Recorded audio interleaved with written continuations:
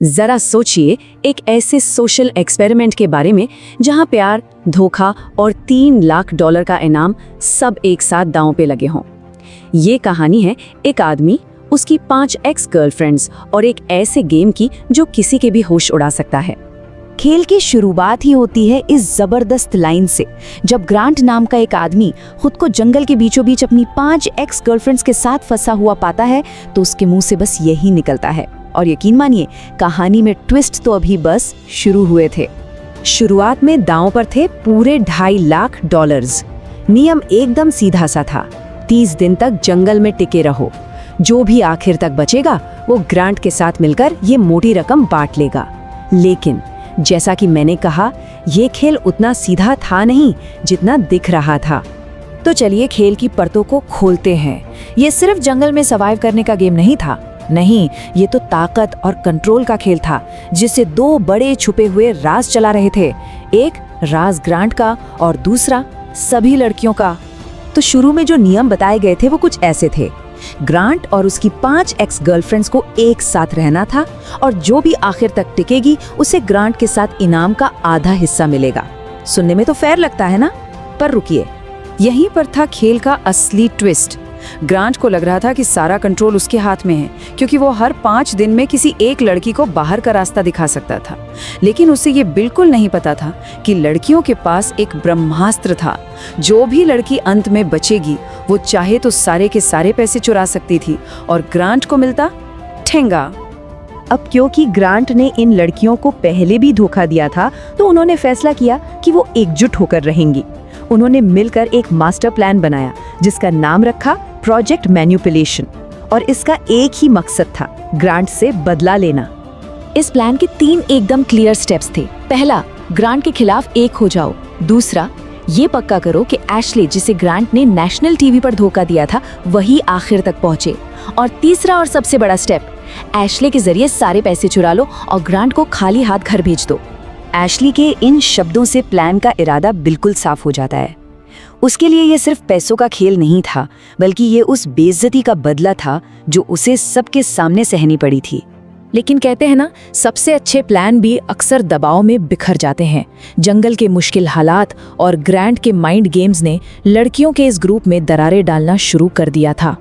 यहाँ ग्रांट ने एक खतरनाक मनोवैज्ञानिक चाल चली। उसने एशले के सामने एक शर्त रख दी, अगर गेम में रहना है तो ये मानना पड़ेगा कि रिश्ते में गलतियां दोनों की बराबर थीं। अब ये एशले के लिए आत्मसम्मान और पैसों के बीच एक सीधी लड़ाई बन गई। और फिर एक एक करके सब बिखरने लगा। एक लड़की ने तो खुद ही गेम छोड़ दिया, दूसरी को प्लान के तहत बाहर करवा दिया गया। लेकिन असली मोड़ तब आया जब एशले ने ग्रांट की शर्त मानने से साफ इनकार कर दिया। ये देखकर एबी को लगा कि एशले सिर्फ अपने बारे में सोच रही है, और बस यहीं से एक नए खुफिया गठबंधन की नींव पड़ी। एबी ने फैसला किया कि वो एशले के बदले का हिस्सा नहीं बनेगी। उसने साफ साफ कहा कि उसकी कहानी ग्रांट को सजा देने के बारे में नहीं है, और इसी एक फैसले ने खेल को पूरी तरह से पलट कर रख दिया। तो एबी ने चुपके से ग्रांट को एशले के पूरे प्लान के बारे में बता दिया। उसने ग्रांट से वादा किया कि अगर वो उसे आखिर तक ले जाता है तो वो पैसे बिल्कुल नहीं चुराएगी। ग्रांट ने उस पर भरोसा करने के लिए एक शर्त रखी कि उसे बाइबल पर हाथ रखकर कसम खानी होगी। तो अब हम पहुंच चुके हैं कहानी के क्लाइमैक्स पर। सारे राज खुलने वाले थे और एक आखिरी चौंकाने वाला फैसला होने वाला था, जो ये तय करेगा कि $3 लाख आखिर कौन घर लेकर जाएगा। 25वें दिन ग्रांट ने एबी से किया अपना वादा निभाया और एशले को गेम से बाहर कर दिया।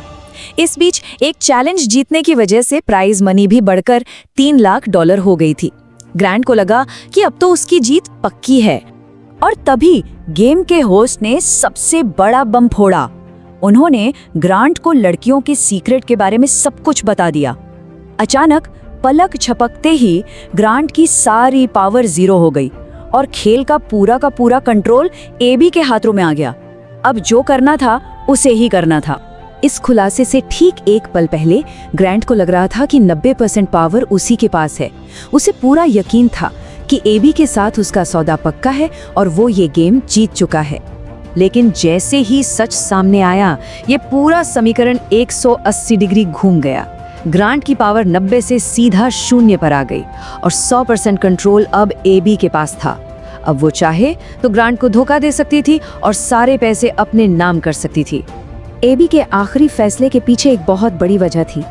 उसे ये महसूस हुआ कि जब ग्रांट ने उसे बाइबल पर कसम खाने के लिए मजबूर किया तो वो असल में उसे मैनिपुलेट कर रहा था, अपने काबू में करने की कोशिश कर रहा था, और ये बात उसके दिमाग में घर कर गई। अपने अंतिम शब्दों में एबी ने अपने इरादे बिल्कुल साफ कर दिए। उसने कहा कि वो पहले अपने बारे में सोचेगी, लेकिन उसके फैसले का एक हिस्सा एशली के लिए भी होगा।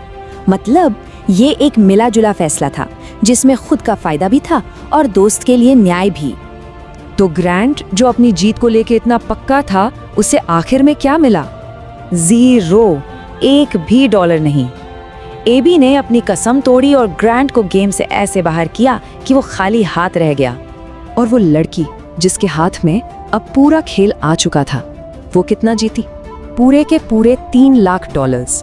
एबी ने ग्रांट को धोखा दिया, अपना वादा तोड़ा और सारी की सारी रकम अपने नाम कर ली। तो आखिर में सवाल यही उठता है, क्या एबी का फैसला ग्रांट के मैनिपुलेशन के खिलाफ एक सही कदम था, या ये सिर्फ मौके पर किया गया एक सोचा समझा विश्वासघात था? अब इसका फैसला तो सुनने वाले ही कर सकते हैं।